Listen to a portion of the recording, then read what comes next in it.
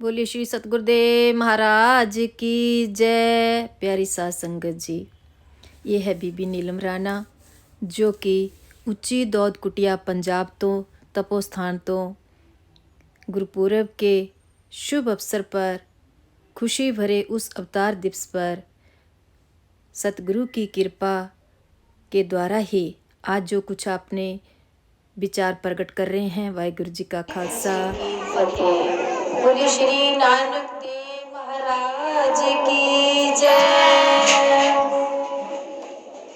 बुआ खोल नानकी, कुंडा खोल नानकी, बुआ खोल नानकी, कुंडा खोल नानकी, लंबे चौड़े वाला तेरा अजमेर आ गया, लंबे चौड़े वाला तेरा अजमेर आ गया, बुआ खोल नानकी, कुंडा खोल नानकी, बुआ खोल नानकी, कुंडा खोल नानकी, लंबे चौड़े वाला तेरा अजमेर आ गया, लंबे चौड़े वाला तेरा अजमेर आ गया। हो गया जनान की, ये हो गया जनान की, आस तेरी पूरी नी, हो गया जनान की, ये आस तेरी पूरी नी, वादे आज कवाताई कुट कुट चोरी नी, वादे आज कवाता कुट कुट चोरी नी, बार बेकल परी तमा फकीर आ गया, बार बेकल परी तमा फकीर आ गया, बुआ को नानकी, कुंडा खोल नानकी, बुआ खोल नानकी, कुंडा खोल नानकी, लंबे चौड़े वाला तेरा अजमेर आ गया, लंबे चौड़े वाला तेरा अजमेर आ गया, लंबे चौड़े वाला तेरा अजमेर आ गया, तेरा वीर आ गया, तेरा वीर आ गया। पूज्य गुरु ग्रंथ साहिब के चरणों में मेरा कोटि कोटि प्रणाम और पूजनीय ब्रह्म ज्ञानी वृद्ध संत बाबा गीता सिंह जी महाराज, उन्होंने शिष्य बाबा गोपाल सिंह जी, बाबा दर्शन सिंह जी और संत बाबा छोटू जी महाराज, उनके चरणों में मेरा नमस्कार प्रणाम स्वीकार करें और दूरों नेड़ों चल के आई संगत में मेरी तरफ से सभी को यथायोग्य प्यारी साध संगत जी, जिस तरह अभी आपने रागी जयंती के द्वारा कथा सुनी कि गुरु नानक देव जी अवतार में गए, तो हम भी उनके बारे में एक छोटी सी साखी आपके सामने वर्णन करेंगे। और सबको पता है कि आज हमारे गुरु नानक देव जी का अवतार दिवस है। जगह जगह में, हर गली गली में उनके आज गुणगान गाए जा रहे हैं और गुणगान उन पुरुषों के ही गाए जाते हैं जो सबके लिए एक प्रेरणादायक होते हैं, पथ प्रदर्शक होते हैं। ये तो हमारे साक्षात परम परमात्मा अवतार पुरुष थे। उनकी साखियां तो अगर जिंदगी भर भी इंसान सुनाता रहे तो शायद वो टाइम भी कम पड़ जाए। उनमें से एक छोटी सा साखी है। एक बार गुरु नानक देव जी बगदाद यात्रा में जा रहे थे। जब वहां पहुंचे तो उन्होंने सबसे पहले वहां जाकर के अपने ध्यानस्थ में बैठ के और बड़ी ऊंची आवाज से उन्होंने होकर मारा, सतनाम सतनाम सतनाम का होकर मारा। लेकिन वहां के जो लोग थे उनके मन में गलत धारणा उत्पन्न हो गई। उनके मन में ये धारणा उत्पन्न हो गई कि ये कौन फकीर आ गया जिन्होंने हमारे धर्म को भ्रष्ट करने की सोची है। उनमें इतनी समर्था तो नहीं थी कि जो गुरु नानक जी को पढ़ सकते थे, लेकिन गुरु नानक देव जी जाने जान थे। उन्होंने सोचा कि इस देश में बड़े अत्याचार होते हैं, तो क्यों ना जाकर के इन लोगों का कल्याण किया जाए, क्योंकि महापुरुष तो जहाँ उनकी बुराई की जाती है महापुरुष वहाँ जाकर के उन सबको अच्छे रास्ते पर लेकर जाए, उनकी शिक्षा देते हैं। तो जब वो ध्यानस्थ होकर बैठे तो वहाँ के लोगों ने उनको धक्का मार करके खाई में गिरा दिया।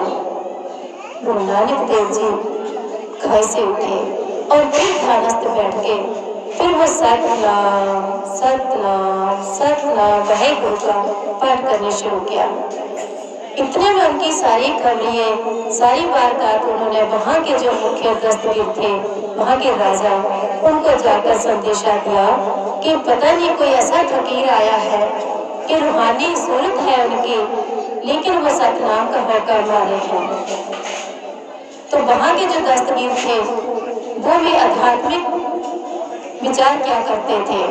उनके मन में 3 प्रश्न थे और बड़े दिनों से उनके मन में कश्मकश चल रही थी कि इन प्रश्नों का उत्तर मुझे कहीं से नहीं मिल रहा। कहीं साधु संतों, कई फकीरों के पास गए, लेकिन उनको उनके प्रश्नों का उत्तर नहीं मिला। तो उन्होंने सोचा कि इस इंसान को खाई में गिरा दिया और खाई से उठकर भी खड़े हो गए और ये शायद मेरे प्रश्नों का उत्तर ये दे सकते हैं। उन्होंने अपने सभी मंत्रियों को कहा कि इस फकीर को मेरे पास लेकर आओ। गुरु नानक देव जी को उनके पास ले जाया गया और जब गुरु नानक देव जी उनके पास पहुंचे तो वहां का दस्तगीर जो था वो अपने सिंहासन पर बैठे हुए थे और गुरु नानक देव जी अपने शिष्य मर्दाना के साथ उनके सामने खड़े हो गए। तो वहां के दस्तगीर ने उनसे प्रश्न किया कि महाराज, हमारे यहाँ 2 ही बातें होती हैं। मेरे मन में 3 प्रश्न हैं। अगर आप मेरे 3 प्रश्नों का उत्तर दे दोगे तो मेरा मस्तक आपके चरणों में होगा, और यदि आप मेरे प्रश्न का उत्तर नहीं दे सकोगे तो हमारे यहाँ एक रीति है कि हम उसको घुटने तक जमीन पर गाड़ देते हैं और फिर उसको पत्थर मारते हैं। गुरु नानक परमात्मा जी ने कहा कि देखो कि आपकी सजा के डर के मारे तो मैं आपके प्रश्नों का उत्तर नहीं दूंगा, और यदि प्रेम से आप मेरे से प्रश्न पूछते हो तो मेरा मकसद घर से निकलने का यही है कि मैं सभी के प्रश्नों का उत्तर दे सकूं। मेरी जिंदगी का आखिरी मकसद भी और पहला मकसद ये है कि मैं सभी के प्रश्नों का उत्तर दे सकूं। इतने में उनके मन में कुछ और प्रशंसा उत्पन्न होने लगी कि शायद यही मेरे प्रश्नों का उत्तर दे सकते हैं। तो उन्होंने सिर झुकाते हुए दस्तगीर जी ने गुरु नानक देव जी के आगे मस्तक नीचे करते हुए एक प्रश्न किया कि पहला प्रश्न है मेरा कि आज से पहले परमात्मा था या नहीं। गुरु नानक देव जी ने कहा आपके प्रश्न का उत्तर मिल जाएगा, लेकिन पहले आप ऐसे करो कि एक मोतियों का थाल लेकर के आओ।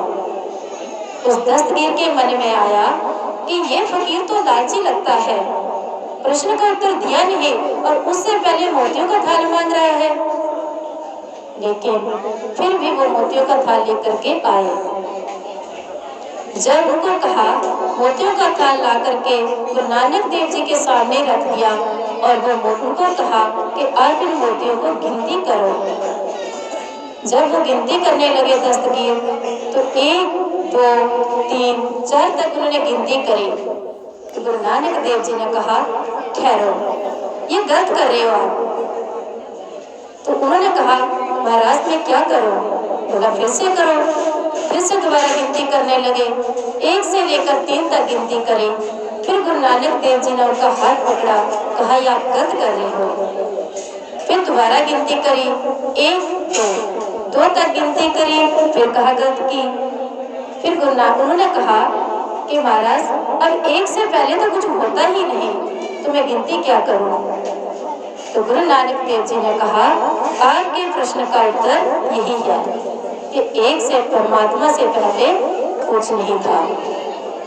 जब ये सृष्टि हुई तो परमात्मा का होना हुआ। तो यही आपके प्रश्न का उत्तर है। तो दस्तगीर अपने मन में बहुत प्रसन्न होने लगे और कहने लगे कि चलो अब मुझे दूसरे प्रश्न का भी उत्तर मिल जाएगा। जब उनके सामने दूसरा प्रश्न रखा, दूसरा प्रश्न था कि अगर परमात्मा है तो वो दिखाई क्यों नहीं देते और वो कहाँ है। उन्होंने कहा, गुरु नानक देव जी ने कहा कि जाओ एक दूध का कटोरा लेकर आओ। एक दूध का कटोरा आया और गुरु नानक देव जी के सामने दूध का कटोरा रख दिया गया। गुरु नानक देव जी ने पूछा कि इसके बीच में तेरे को कुछ दिखाई देता है। तो दस्तगीर ने कहा मुझे कुछ दिखाई नहीं देता, लेकिन इसमें घी हो सकता है। दस्तगीर गुरु नानक देव जी ने कहा तो मुझे तो घी दिखाई नहीं देता। तो दस्तगीर ने कहा महाराज घी दिखाई देगा, लेकिन इससे पहले इसमें जामन लगेगी और फिर दही बनेगा, दही के बाद इसका मक्खन, मक्खन के बाद इसका घी जो निकलेगा। तो गुरु नानक देव जी ने कहा यही तेरे दूसरे प्रश्न का उत्तर है, क्योंकि जिस तरह दूध के एक कण कण में घी है, उसी तरह भगवान ईश्वर जो है वो कण कण में व्यापक है, लेकिन वो दिखाई नहीं देते। क्यों नहीं दिखाई देते हैं? जिस तरह आपको दूध में घी दिखाई नहीं दे रहा, उस तरह ईश्वर भी गंदे हृदय वाले मनुष्यों को दिखाई नहीं देते। जब आप मक्खन का घी बनाओगे तो आपको घी दिखाई देगा। उसी तरह सेवा, सिमरन, सत्संग और सतगुरु के दिए हुए जो नाम दिया होता है उसका सिमरन, सतगुरु के उपदेशों पर चलना, उनकी आज्ञा का पालन करना और निष्काम सेवा करना, इससे तुम्हारे हृदय की शुद्धि होगी तो तुम्हें वो भगवान भी कण कण में दिखाई देंगे। दस्तगीर प्रसन्न हो गए। उन्होंने सोचा ये तो बड़े फकीर लगते हैं, अब मुझे मेरे तीसरे प्रश्न का उत्तर इन्हीं से मिल जाएगा। तीसरा प्रश्न क्या कि हे भगवान, तीसरे प्रश्न में हे भगवान कहने की आवाज दस्तगीर के मुख से निकली। उन्होंने कहा हे भगवान, आज मुझे बताइए कि अगर परमात्मा कण कण में है तो वो करते क्या है। तो गुरु नानक देव जी ने कहा, जब गुरु नानक देव जी उनके पास पहुंचे तो वो सिंहासन पर बैठे थे। तो गुरु नानक देव जी ने कहा कि आज मेरी जगह पे आ जाओ और मैं तेरी जगह पे आऊंगा। तो दस्तगीर उनकी जगह पे आ गए, जहाँ गुरु नानक देव जी खड़े थे और जहाँ सिंहासन पर दस्तगीर जी बैठे थे, वहां जाकर के गुरु नानक देव जी अपने समाधिस्थ होकर बैठ गए। तो उन्होंने कहा कि भगवान ये तो कोई मेरे प्रश्न का उत्तर नहीं हुआ। गुरु नानक देव जी ने कहा ठहरो, मैं आपके इसी प्रश्न का उत्तर इसी बीच में अभी देता हूँ। तो गुरु नानक देव जी ने कहा देखो एक भगवान करते हैं, जो एक जो देख रहा है यही तो ईश्वर करता है कि एक क्षण में रंग से फकीर बना देते हैं और फकीर से रंग बना देते हैं। जहाँ मैं खड़ा था वहाँ अब तू फकीर बन के खड़ा है, और जहाँ तू सिंहासन पर बैठा था एक शासन करता, अब मैं शासन करता तेरे सिंहासन पर बैठा हूँ। ये ईश्वर का काम है। तो प्यारी साध संगत जी, आज हमें कोई ना कोई अच्छी शिक्षा जरूर लेकर जानी चाहिए, कोई प्रेरणा लेनी चाहिए महापुरुषों की, जो हमारे लिए हमारे जीवन के लिए लाभदायक हो, हमारे जीवन को सफला बनाए। उस शिक्षा पर, सतगुरु के उपदेश पर चलना चाहिए। वाहिगुरु जी का खालसा, वाहिगुरु जी की फतेह। बोले सो निहाल, सत श्री अकाल। बोलिए श्री सतगुरुदेव महाराज।